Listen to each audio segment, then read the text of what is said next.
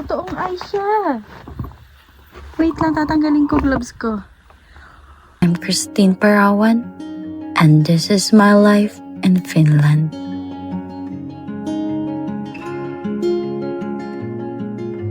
Morning, Pilipinas! Say good morning, Pilipinas! Morning, Filipinas. Today, I'm going to Arctic Snow Hotel. We were gonna explore every corner of that place. Today, I'm visiting one of the most magical places here in Lapland, the Arctic Snow Hotel. A hotel made entirely of snow and ice, rebuilt every single winter. Finally, we are arrived here at the Arctic Snow Hotel. We are finally here. Look at this one.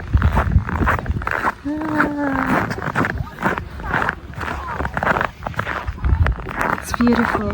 It's really beautiful. Punta muna tayo sa reception nila para pakita yung ticket na binili natin. Yung ticket ko pala, binili ko siya sa Get Your Guide. Before coming here, I booked my ticket online through Get Your Guide. It was 35 euro for a day tour. Honestly, mas convenient siya kaysa bumili on-site, especially during peak season. Pakita natin yung ticket natin and everything. It's -7.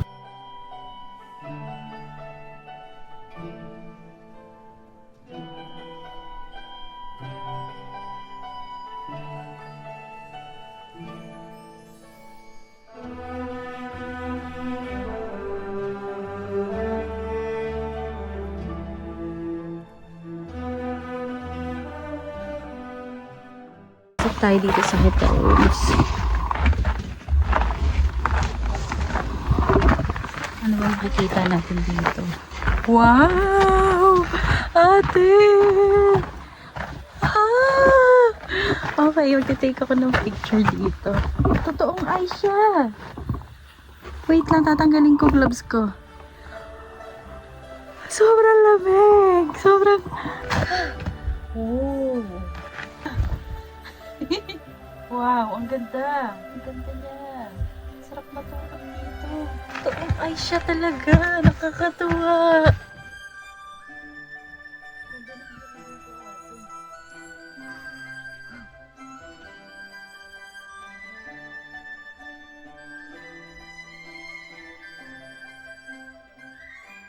The room 101 together. And we're going to room 102. Ooh. It's a family bed size. Ooh. Paano ka matutulog dito, ate? Wow. This is the real ice. I'm so amazed. It's amazing. They also have this room 103, Little Big Adventure. The room celebrates. Let's see inside. Oh. For me, mas gusto ko yung room number 1 kasi pang one person, pwede siya pang one person, maganda. Hala, hindi ko na alam kung nasan na ako, naliligaw na ako, ate. Snow Lodge, overnight ice restaurant. So, ang daming rooms dito. Like, 110. Ang dami din, nakakaligaw. Dito ako galing kanina. Ito, meron pa dito, te. Oo, parang feeling ko mas maganda din eh. Oo, te, tignan mo.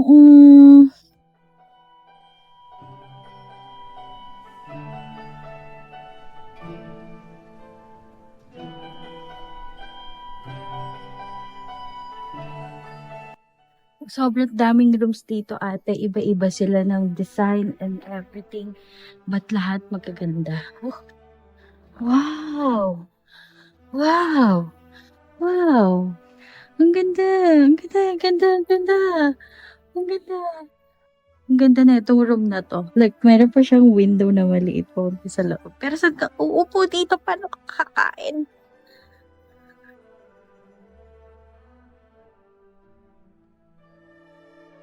We're going inside to the base chapel.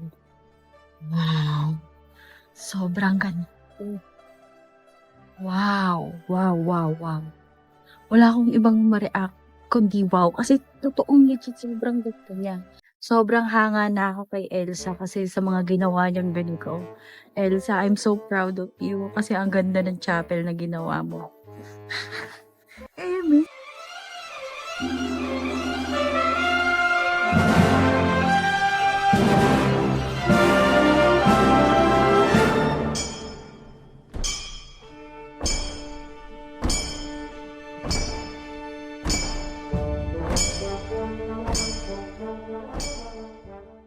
Ipinatawag ko kayong lahat para sa isang pagtitipon natin ngayong gabi.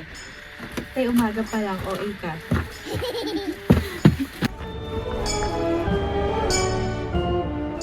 Natin tong ice restaurant nila. Hindi ko alam kung tama itong pinapasukan ko. Wow, look at this. Ang ganda ng mga sculpture nila, te.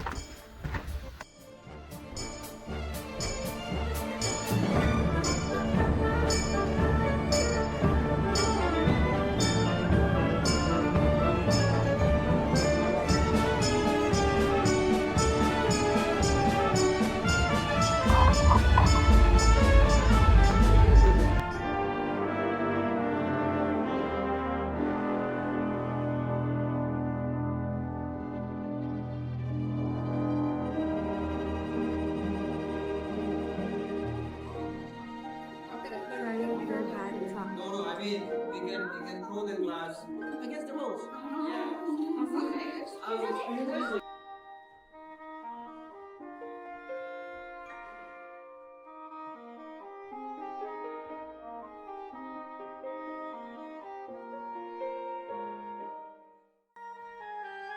Wow, may reception pa sila ate. Try naman natin puntahan yung slide kinigay. Try natin yung sliding kayo.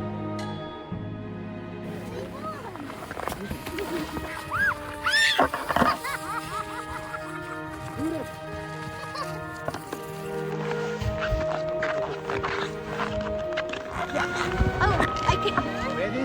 Yeah! You should hold here as well. Okay? Ready? Thank you!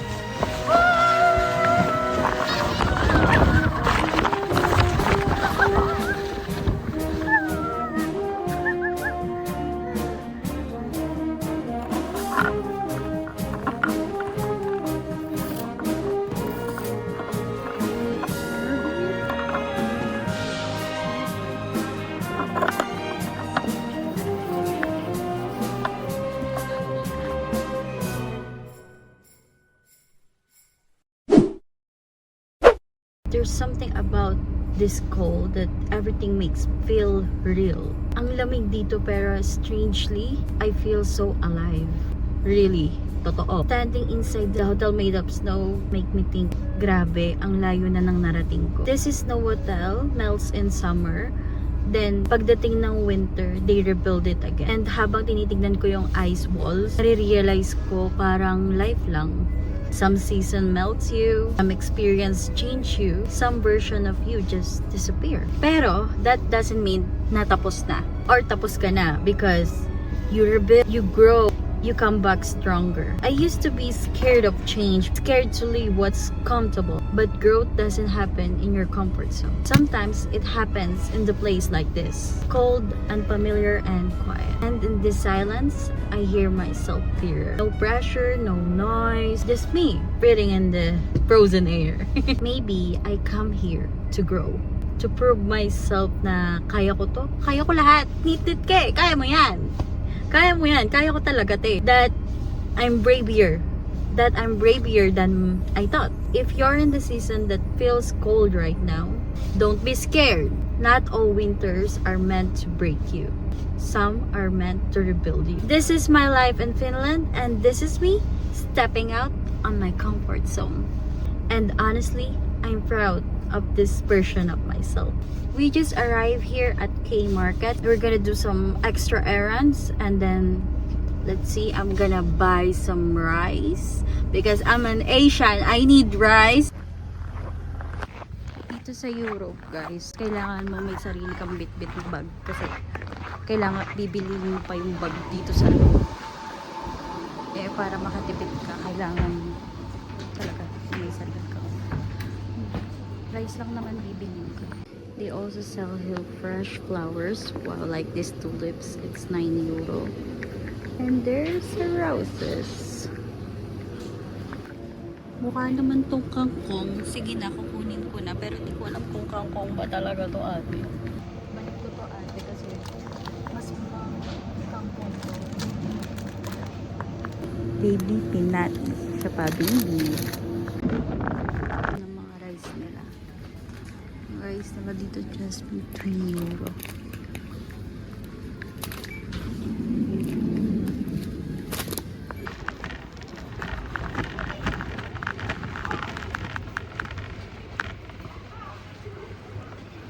And we will try this boneless sardines.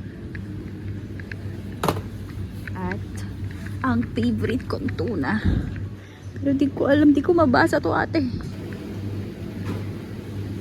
Ang bread nila dito is 1 euro.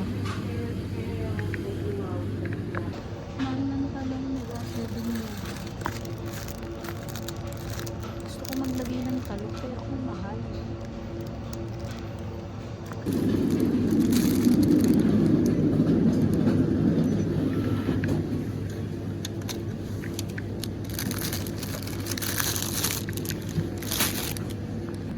Ah, 1 euro. 1 something.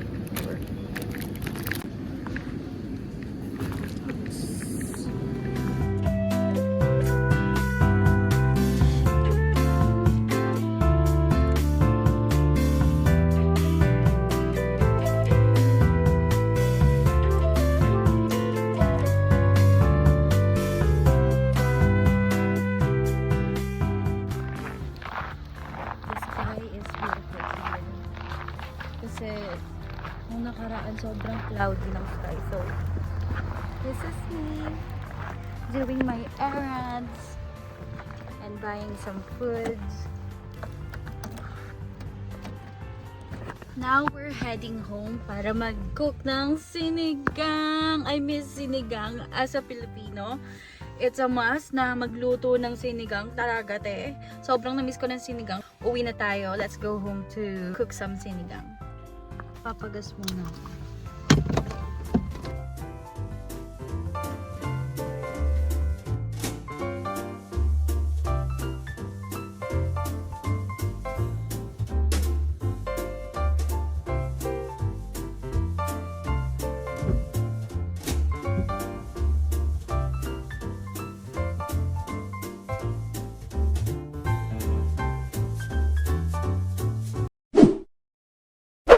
Let's cook sinigang with sinigang mix from the Philippines.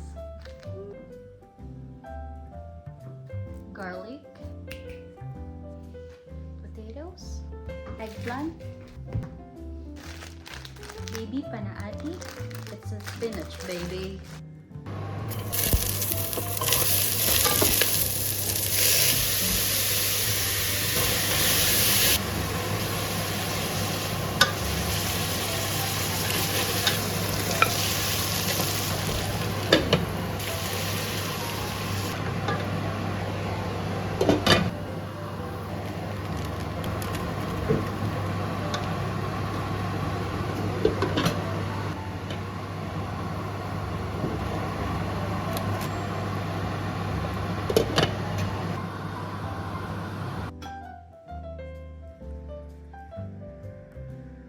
The perfect bite.